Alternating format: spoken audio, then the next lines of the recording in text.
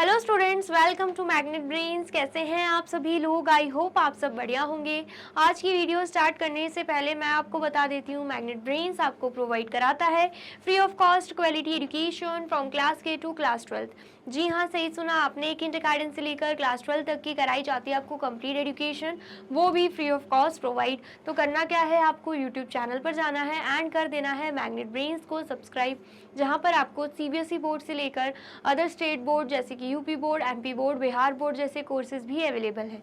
यहाँ तक कि आपको प्रैक्टिस क्वेश्चंस भी यहाँ पर सॉल्व कराए जाते हैं। E books and e notes की जो लिंक है आपको डिस्क्रिप्शन बॉक्स में मिल जाएगी। तो करते हैं आज की वीडियो स्टार्ट। मेरा नाम है हशमित कौर एंड मैं हूँ आपकी मैथ्स फैकल्टी। तो आज हम क्या पढ़ने वाले हैं? आज हम पढ़ेंगे चैप्टर 8, जिसका नाम क्या है, प्लेइंग विथ कंस्ट्रक्शंस। उसका कौन सा topic? Squares and rectangles topic. ठीक है, इससे प्रीवियस वीडियो में हमने क्या किया है, फिगर इट आउट के क्वेश्चन सॉल्व किए हैं। तो अगर आपने वो वीडियो नहीं देखी है, सबसे पहले आपको वही वीडियो देखनी है, क्योंकि उसमें मैंने आपको अलग अलग फिगर्स को कैसे कंस्ट्रक्ट किया जाता है, वो भी रूलर एंड कंपास का यूज करते हुए, वो मैंने आपको बताया है। तो अगर आपने नहीं देखा है, सबसे पहले वही देखना है। वीडियो अच्छी लगे तो वीडियो को लाइक, कमेंट एंड शेयर करना है एंड देन फिर आना है इस टॉपिक पर। ठीक है, चलिए अब हम देख लेते हैं स्क्वायर्स एंड रेक्टेंगल्स टॉपिक में हमें क्या देके रखा है। Now let us look at some basic figures having straight lines in their boundaries. हम क्या कर रहे हैं, यहाँ पे अलग अलग फिगर्स देख रहे हैं जिसमें हमें क्या दिख रही है, स्ट्रेट लाइंस दिख रही हैं उनकी बाउंड्रीज में। बाउंड्रीज मतलब ये आपको दिख रहा होगा। अगर हम इस फिगर को देखें, तो ये क्या है, ये स्ट्रेट लाइन बनी हुई है इनकी बाउंड्रीज पे। ठीक है, जो मैंने येलो से मार्क किया है। इस फिगर को देखें तो ये स्ट्रेट लाइन क्या है, इस फिगर की बाउंड्री है। आपने पेरीमीटर एंड एरिया वाले चैप्टर में अच्छे से जाना है कि बाउंड्री क्या होता है। ठीक है, तो यहाँ पे आप ये नहीं बोल सकते कि बाउंड्री का मतलब ही नहीं पता। तो आपको दिख रहा होगा ये स्क्वायर बना हुआ है, ये रेक्टेंगल शेप बना हुआ है, तो इसकी बाउंड्रीज क्या है, स्ट्रेट लाइन से बनी हुई है। ठीक है, यहाँ पर भी अगर इस स्क्वायर को आप देखो, ये भी स्ट्रेट लाइन से बनी हुई है इसकी बाउंड्री। यहाँ पर अगर आप इस फिगर को देखते हो तो ये भी स्ट्रेट लाइन से बनी है। इस फिगर को देखते हो तो ये भी हमें स्ट्रेट लाइन दिख रहा है। ठीक है, आगे समझ में, मतलब सारे ही फिगर्स में हमें दिख रहा है कि स्ट्रेट लाइंस का यूज हो रहा है। ठीक है, आगे इतना समझ में आया है तो फटाफट से इसे नोट डाउन कर लीजिए। कर लिया आपने नोट डाउन? चलिए नेक्स्ट देखते हैं। What shapes are these? Yes, these are our familiar squares and rectangles. क्या बोला जा रहा है? पहले तो पूछा गया हमसे कि कौन सी शेप्स है ये, तो साथ में आंसर भी दे रहे हैं कि हाँ भैया, हम जैसे ही पूछ रहे हैं हमसे कि कौन सी शेप्स है, तो हम देख के ही पहचान पा रहे हैं। मैंने भी आपको बोला स्क्वायर्स हैं एंड रेक्टेंगल्स हैं। जहाँ पे हमें सारी साइड्स इक्वल दिख रही हैं वो स्क्वायर्स हैं, जहाँ पे हमें अपोजिट साइड्स इक्वल दिख रही हैं वो रेक्टेंगल्स हैं। तो वही चीज़ बोली जा रही है कि अगर आप स्क्वायर्स एंड रेक्टेंगल्स का सोच रहे हो तो बिल्कुल सही सोच रहे हो। ऑलरेडी स्क्वायर्स एंड रेक्टेंगल्स के बारे में पहले चैप्टर में एंड प्रीवियस क्लासेस में भी पढ़ चुके हैं। But what makes them squares and rectangles? अब हमसे पूछा जा रहा है कि क्या उन्हें स्क्वायर्स एंड रेक्टेंगल्स बनाता है। मतलब बेसिकली डिफरेंस पूछ रहे हैं कि हमें कैसे समझ आता है कि ये स्क्वायर है, ये रेक्टेंगल है। तो एक चीज तो मैंने आपको बता दी, अपोजिट साइड्स इक्वल है तो रेक्टेंगल होगा, सारे ही साइड्स इक्वल हैं तो स्क्वायर होगा। ठीक है, आया समझ में? Consider this rectangle ABCD। अब बोला जा रहा है ये क्या है, एक रेक्टेंगल है ABCD। ठीक है, The point A, B, C and D are the corners of the rectangle। अगर हम इस रेक्टेंगल की बात करें तो A, B, C और D क्या है, कॉर्नर्स हैं। कॉर्नर्स कौन कौन से हैं? A, B, C and D। ठीक है, इतना आया समझ में? फिर बोला जा रहा है lines AB, BC, CD and DA are its sides. बोला जा रहा है AB, BC, CD and DA क्या है, इसकी साइड्स है। मतलब अगर हम रेक्टेंगल की साइड्स की बात करें तो साइड्स कौन कौन सी दिख रही है हमें? AB एक साइड हो गई। ठीक है, AB क्या हो गई, एक साइड। फिर उसके बाद BC एक साइड हो जाएगी, फिर उसके बाद CD एक साइड हो जाएगी, फिर उसके बाद DA एक साइड हो जाएगी। ठीक है, आया समझ में? चलिए नेक्स्ट देखते हैं। Its angles are angle A, angle B, angle C and angle D. मैंने आपको ये भी बहुत अच्छे से बताया एंगल्स क्या होता है। लाइंस एंड एंगल्स चैप्टर में हम एंगल्स, लाइन सब कुछ अच्छे से पढ़ चुके हैं, ठीक है। तो एंगल की अगर हम बात करें, ये एक एंगल बन रहा है, ये एक एंगल बन गया, ये एक एंगल बन गया, ये एक एंगल बन गया, ये एक एंगल बन गया, ठीक है। तो रेक्टेंगल की बात करें तो 4 हमें एंगल्स मिल जाते हैं, ठीक है। तो यहाँ पर अगर हम लिखें एंगल्स के बारे में, तो इस फिगर में हमें एंगल ए दिख रहा है, एंगल बी भी दिख रहा है, एंगल सी भी दिख रहा है एंड एंगल डी भी दिख रहा है। मतलब कितने एंगल्स हैं? 4 एंगल्स हैं, ठीक है। कॉर्नर्स भी 4 हैं, साइड्स भी 4 हैं एंड एंगल्स भी कितने हैं? 4 हैं, ठीक है। इतना आया समझ में? चलिए, The blue sides AB and CD are called opposite sides। बोला जा रहा है ये जो ब्लू लाइन आपको दिख रही है AB एंड CD दोनों ही क्या है? दोनों ही एक दूसरे के अपोजिट है। तो यहाँ पर हम लिख देंगे AB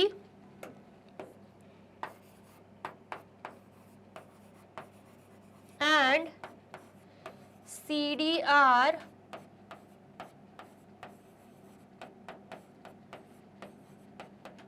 अपोजिट साइड से, एक दूसरे के अपोजिट आपको दिख रहे होंगे, ठीक है।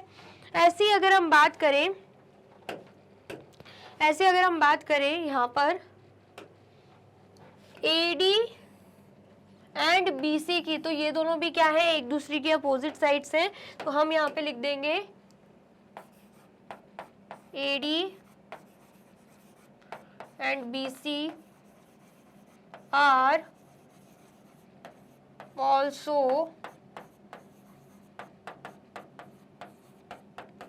अपोजिट साइड्स, ठीक है। यहाँ पर आप देख सकते हो क्या बोला जा रहा है, जो ब्लू साइड्स है AB एंड CD, इनको हम क्या बोलेंगे? Opposite sides, as they lie opposite to each other, क्योंकि ये हमें एक दूसरे के अपोजिट दिख रही हैं। Likewise AD and BC is other pair of opposite side. तो अगर हम बात करें AD एंड BC के, ये दूसरा पेयर हमें मिलता है अपोजिट साइड्स का, क्योंकि ये दोनों साइड्स भी हमें एक दूसरे के क्या दिख रही हैं? अपोजिट दिख रही हैं, ठीक है। इतना आया समझ में? आया है तो फटाफट से आप नोट डाउन कर लीजिए। कर लिया आपने नोट डाउन? और वीडियो अच्छी लग रही है तो जल्दी से क्या करना है? वीडियो को लाइक, कमेंट एंड शेयर भी करना है, ठीक है। चलिए नेक्स्ट देखते हैं। नेक्स्ट क्या है? Recall that in a rectangle the opposite sides are equal in length. क्या बोला जा रहा है? अपोजिट साइड्स जो रहती हैं रेक्टेंगल की, वो इक्वल रहती हैं। इसका मतलब क्या है? अगर हम इस फिगर की बात करें, इस फिगर में जो AB है और जो CD है अपोजिट साइड्स, वो एक दूसरे के इक्वल है, एंड जो AD है और दूसरा अपोजिट साइड जो BC है, वो भी एक दूसरे के क्या है? इक्वल है, ठीक है। आया समझ में? चलिए, फिर बोला जा रहा है ऑल एंगल्स आर 90 डिग्री। इसका मतलब क्या? अभी जो फिगर देखा था जिसमें हम बोल रहे थे angle A, angle B, angle C and angle D, 4 angle है, तो चारों एक दूसरे के इक्वल हैं, जो कि कितने डिग्री के है? मेजरमेंट इनका 90 डिग्री का मेजरमेंट, ठीक है। आगे समझ में? ऑल एंगल्स आर 90 डिग्री, ठीक है। As in the case of rectangle the corners and sides are defined for a square in the same manner. A square satisfy the following 2 properties. मतलब basically ये जो 2 पॉइंट्स देके रखी है ना, क्या है? ये रेक्टेंगल की प्रॉपर्टीज हमें देके रखी हुई है, ठीक है। ऐसे अगर हम स्क्वायर की बात करते हैं, तो स्क्वायर में भी क्या रहता है? स्क्वायर में भी 4 कॉर्नर्स रहते हैं, 4 साइड्स रहते हैं, ठीक है। 4 कॉर्नर्स, 4 साइड्स और 4 एंगल्स रहेंगे, जैसे कि हमने रेक्टेंगल के केस में देखा। लेकिन स्क्वायर को हम कैसे डिफरेंशिएट करते हैं, कैसे पहचानते हैं उसे? क्योंकि स्क्वायर के सारे ही साइड्स क्या रहते हैं? इक्वल रहते हैं। All the sides are equal, ठीक है। एंड साथ ही में रेक्टेंगल के केस में हमने क्या देखा था? Angle A, angle B, angle C, angle D एक दूसरे के इक्वल है, 90 डिग्री के बराबर के। सिमिलरली अगर हम स्क्वायर की बात करें, स्क्वायर में भी हमें स्ट्रेट लाइंस दिखती हैं, जैसे कि हमने स्टार्टिंग स्लाइड में ही देखा था, है ना।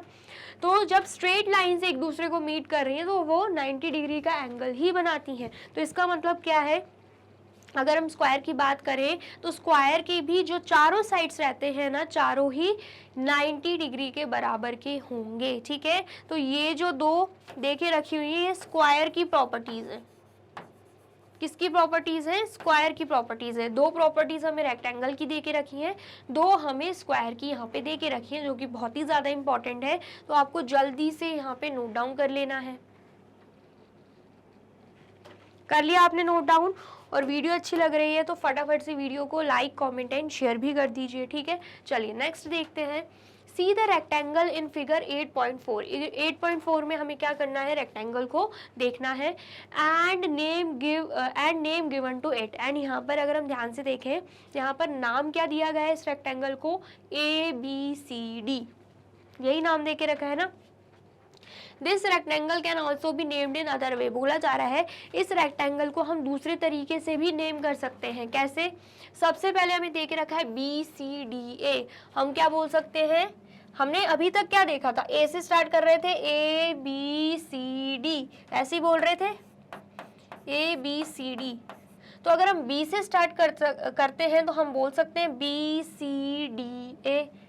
बोल सकते हैं कि नहीं? बिल्कुल बोल सकते हैं, ठीक है। और कैसे हम बोल सकते हैं, अगर हम C से स्टार्ट करते हैं तो CDAB, ठीक है। और अगर हम D से स्टार्ट करते हैं तो DABC। तो यहाँ पर हम लिख देंगे DABC, ठीक है। आया समझ में? फिर उसके बाद हम यहाँ पर क्या देख रहे थे, ABCD।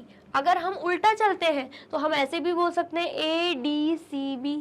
बोल सकते हैं कि नहीं? बिल्कुल बोल सकते हैं। यहाँ पर हम क्या चल रहे थे, ऐसे, मतलब लेफ्ट टू राइट जा रहे थे। अगर हम राइट टू लेफ्ट जाते हैं, ठीक है, मतलब बेसिकली समझो हम इस डायरेक्शन में जा रहे थे। अब हम अगर इस डायरेक्शन में रीड आउट करते हैं इस रेक्टेंगल को, तो कैसे रीड आउट करेंगे, हम रीड आउट करेंगे ADCB।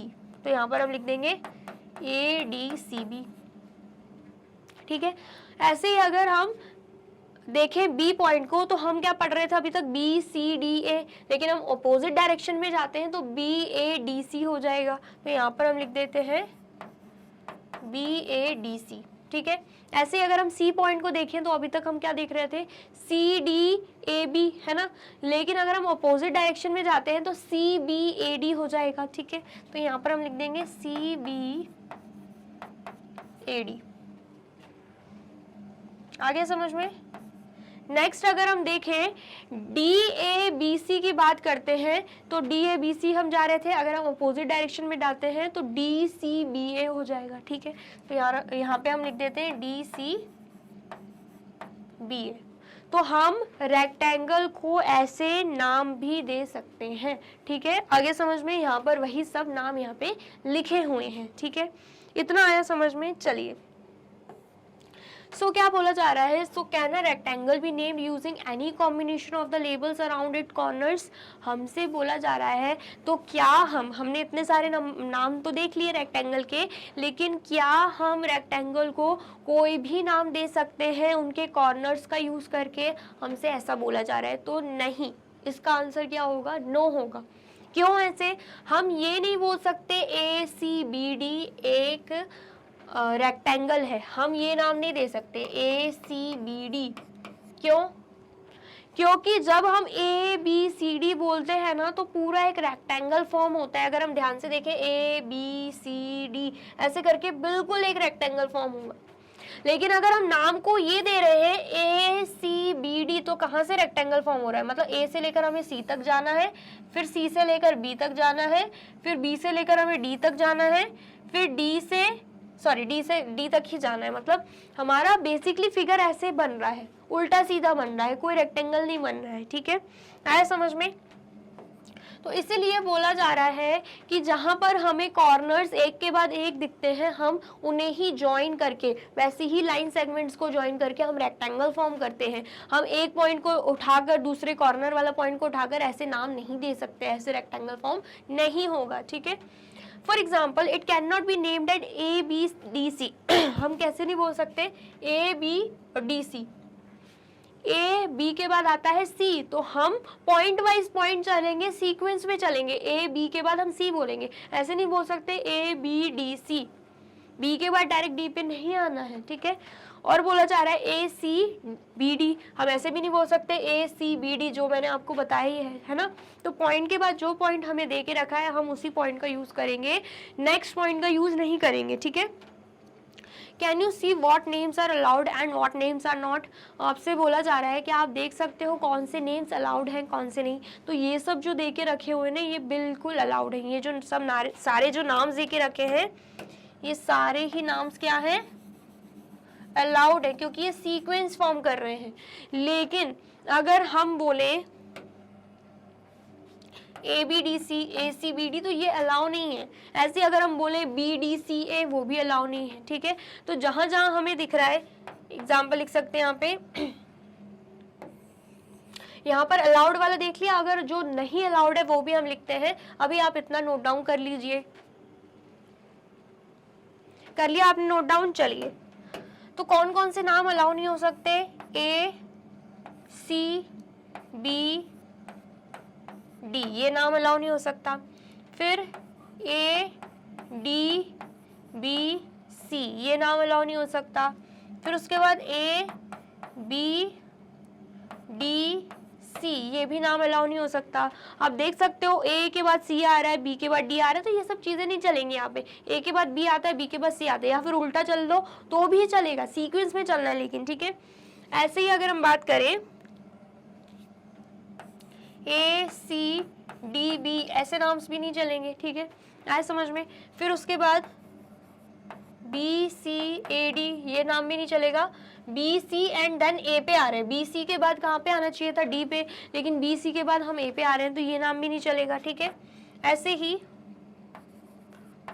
बी डी ए सी ये नाम भी नहीं चलेगा, बी डी ए सी ये भी कोई सीक्वेंस नहीं है। ठीक है, फिर उसके बाद बी डी सी ए ये भी कोई सीक्वेंस नहीं। तो ऐसे आपको बहुत सारे नाम यहाँ पे मिल जाएंगे जो कि अलाउड नहीं है। तो बेसिकली आपको याद क्या रखना है कि एक के साथ एक जो हमें पॉइंट मिल रहा है हमें उसी को ज्वाइन करते हुए रेक्टेंगल फॉर्म करना होता है।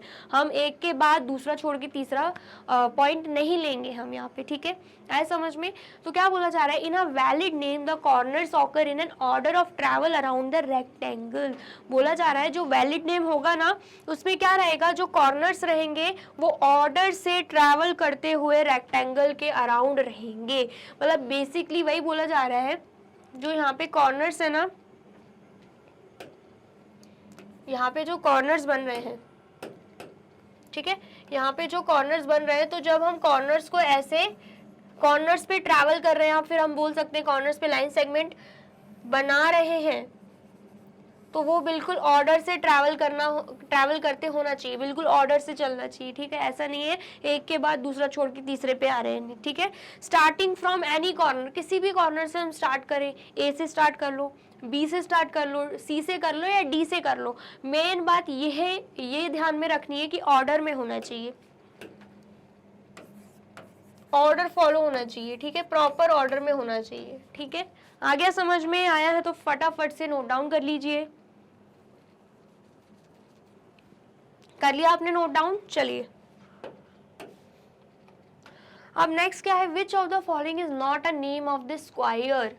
अब स्क्वायर में पूछा जा रहा है कि ये जो नाम दे के रखे हैं कहाँ पर प्रॉपर नेम दे के रखा है, कहाँ पर नहीं दे के रखा। मतलब ये जो नाम दे के रखा है इस स्क्वायर का नाम हम इस पे बोल सकते हैं कि नहीं, मतलब ये नाम जो है वो स्क्वायर का है ऐसा हम बोल सकते हैं कि नहीं, वो हमसे पूछा जा रहा है।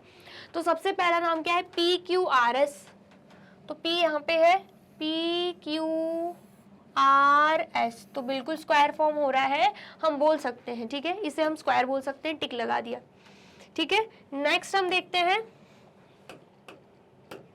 नेक्स्ट है SPQR।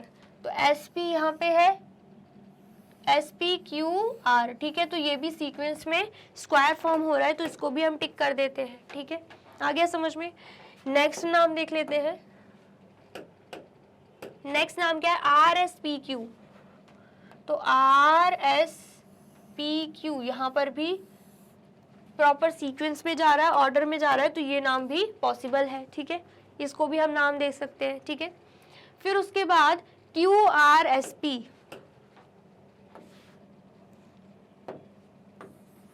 तो अगर हम QRSP की बात करें तो ये भी बिल्कुल सीक्वेंस में जा रहा है, तो हम इसे भी नाम दे सकते हैं स्क्वायर का। Which of the following is not a name for this square, तो हमने देखा सारे ही नाम स्क्वायर के लिए वैलिड हैं, ठीक है।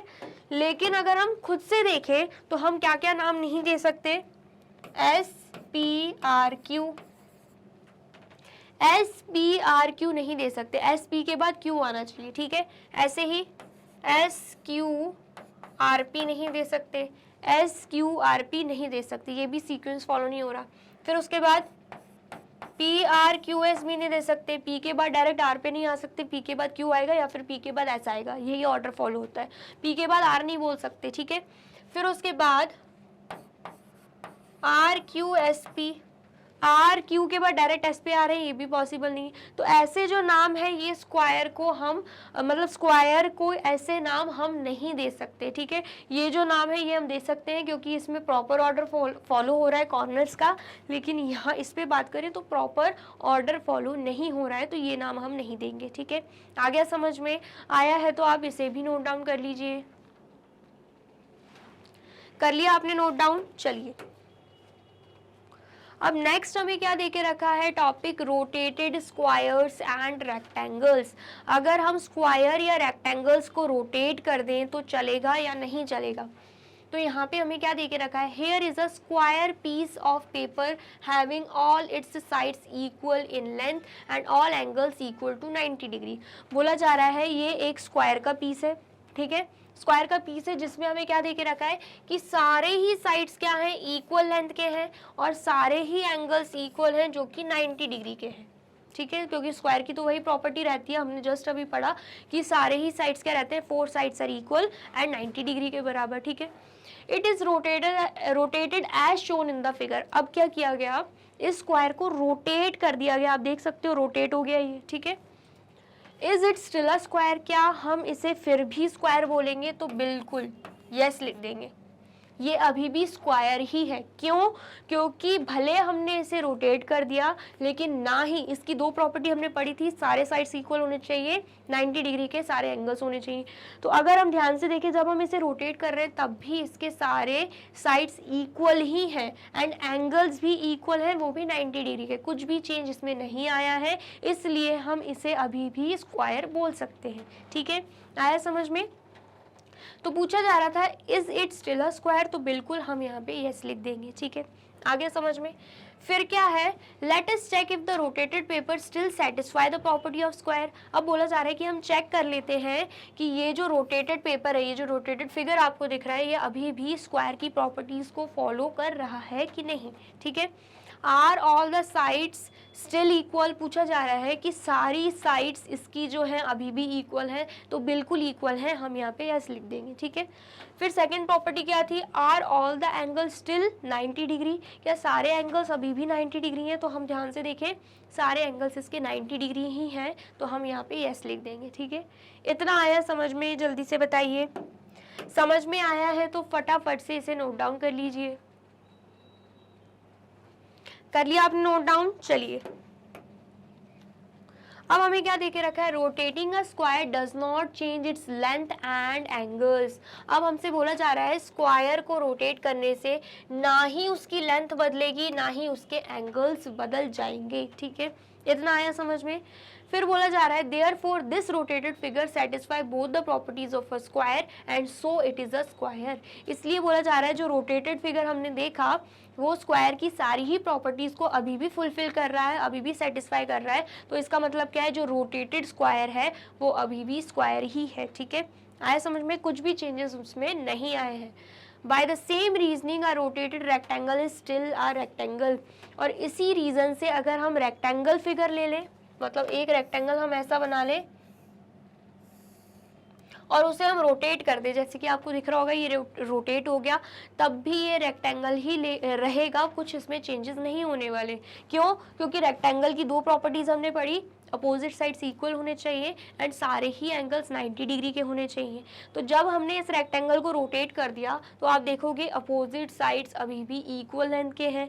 ये दो साइड्स ले लो चाहे ये दो साइड्स ले लो, दोनों रोटेट होने के बावजूद भी इक्वल लेंथ के हैं, कोई भी चेंजेस नहीं आए। एंड एंगल्स की बात करो तो सारे ही एंगल्स अभी भी क्या है, 90 डिग्री के हैं। इसलिए हम यहाँ पे बोलेंगे कि रेक्टेंगल को भी अगर हम रोटेट कर देते हैं एंड उसमें चेंजेस नहीं हो रहे हैं तो हम उसे अभी भी क्या बोलेंगे, रेक्टेंगल ही बोलेंगे, ठीक है। A rotated rectangle is still a rectangle, ठीक है। इतना आया समझ में? आया है तो फटाफट से नोट डाउन कर लीजिए। कर लिया आपने नोट डाउन? चलिए, तो यहाँ पे होती है हमारी वीडियो कंप्लीट। आई होप आपको वीडियो अच्छी लगी है एंड समझ में आई है।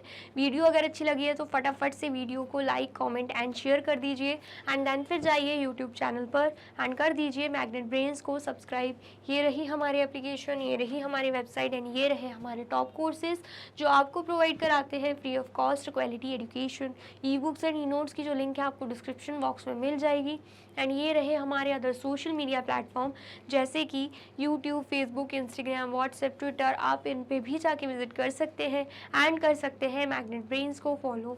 अब इससे नेक्स्ट वीडियो में मैं आपको क्या पढ़ाने वाली हूँ ये जानने के लिए करना क्या होगा, यूट्यूब चैनल पर जाके कर देना होगा मैग्नेट ब्रेन्स को subscribe. Thank you so much.